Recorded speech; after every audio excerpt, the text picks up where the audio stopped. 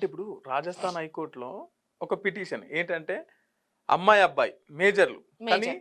అప్పుడే మేజర్లు అయినటువంటి మేజర్లు మేజర్. మేము ఇద్దరం కలిసి బతుకుతాం కలిసి ఉంటాం కానీ మా పేరెంట్స్ మా పైన దాడి చేస్తున్నారని పేరెంట్స్ మీద కేసు పెట్టారు మాకు రక్షణ కల్పించాలి కోర్టులు పోలీసు వాళ్ళు అని చెప్పేసి అంటే తల్లిదండ్రుల కంటే ఎక్కువ రక్షణ వీళ్ళిద్దరు కలిసి ఉండడంలో ఉంటుందా లేదండి. యాక్చువల్లీ ఏందంటే ఇప్పుడు చిన్నప్పటి నుంచే నేను 18 ఇయర్స్ వచ్చే వరకు, 21 ఇయర్స్ వచ్చే వరకు కలిసి వాళ్ళ వాళ్ళ పోషణ, వాళ్ళ చదువు, వాళ్ళ బాధ్యతలు అన్నీ తీసుకున్న తల్లిదండ్రులు, మీరు ఈ కలిసి ఉంటాము అన్నప్పుడు ఎందుకు లైక్ అంటే వాళ్ళు వాళ్ళు మీ పైన దాడి చేస్తున్నారు, ఉమ్, మిమ్మల్ని హింసిస్తున్నారు అనే దానికి వస్తుంది.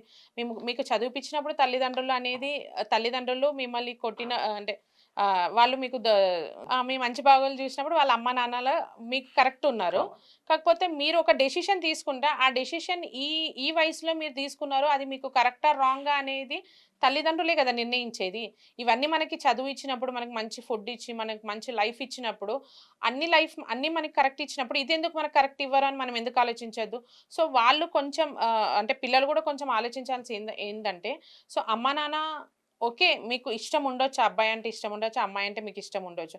అదేదో మీరు ఫ్యామిలీస్‌తో కూర్చొని డిస్కషన్ చేసుకొని ఏదన్నా ఉంటే ఆ ప్రకారంగా ఎళ్తే బెటర్ అని నేను అనుకుంటున్నాను. ఇప్పుడు తల్లిదండ్రులకు పిల్లల పైన ఏం హక్కులు ఉండవా ఎందుకుండయి? తల్లిదండ్రులు కని పెంచింది వాళ్ళే గాబట్టి రైట్స్ అనేది తల్లిదండ్రులకే ఉంటాయి.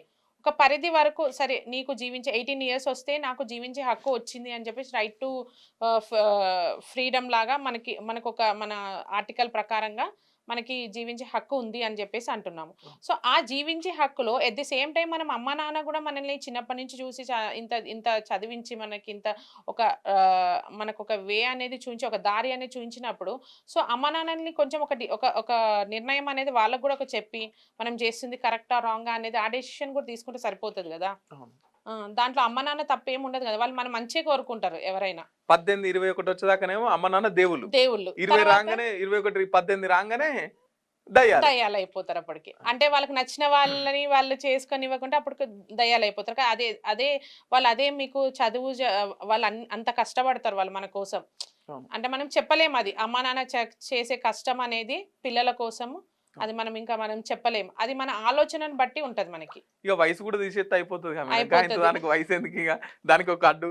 ఇక మీ ఇష్టం రా నాయన ఎవరితోనన్నా ఉండుర్రి ఏమన్నా అంటే చెయ్యిరి. లా ప్రకారంగా అది చేసుకోవచ్చని ఉంది. కానీ మనం గూడా కొంచెం కొన్ని పాటించాలి గదా! మనం ఉండే భారతదేశంలో ఇట్లాంటివి కొన్ని పాటించాలి మనం. ఇట్లాంటివి కొన్ని పాటిస్తేనే గదా! మనకి ఏంటి అనేది లైఫ్ అనంటే ఇప్పుడు 18 ఇయర్స్, 21 ఇయర్స్ మనకప్పుడు ఏంటి అనేది గూడా తెలీదు. ఓన్లీ రైట్ ఏంటి మనకి చేసుకోవచ్చు అనే రైట్. తర్వాత మీరు మ్యారేజ్ జేసుకోవాలి. మీకంటూ ఒక జాబ్ ఉండాలి. మీకు ప్రాపర్ జాబు ఉంటదా? ఉండదా? తెలీదు.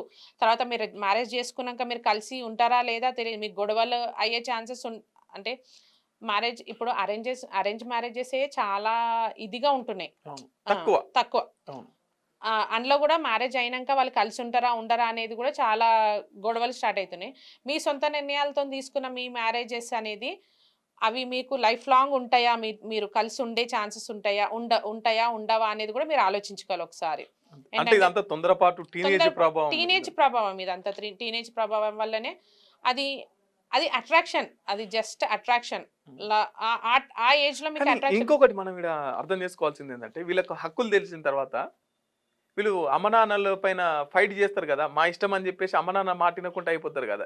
ఇప్పుడు కోర్టే మీరు ఇష్టం ఉన్నట్టు బతుకురు అన్నాక అమ్మ నాన్న మాట వీళ్ళెందుకు ఇంటారు? వినరప్పుడింక. హ్మ్. అప్పుడింక ఇప్పటికే చాలా మంది అమ్మా, నాన్న మాటలు వినడానికి చాలా వ్యవస్థ ఎట్లయిపోయిందంటే, అమ్మ, ఒక నాన్న అనే గౌరవం అనేది లేకుండా అయిపోయింది. ఆ! ఇంకా ఇట్లాంటి తిరుపు వచ్చింది గాబట్టి, ఇంకా మాకు వాళ్ళతో సంబంధం లేదు. మా సొంతంగా మేము నిర్ణయాలు తీసుకుంటాము అనే వేళనే ఎళ్ళిపోతున్నారు వాళ్ళింక. అంతే. హ్మ్. సో, ఇంకా దాన్ని మనము కొంచెం తగ్గిచ్చాలి అనుకుంటే, అప్పుడు మనము కొంచెం కమ్యూనిటీస్‌లోనే కొంచెం అవేర్‌నెస్ పిల్లలకు అనేది తీసుకొని రావాలి.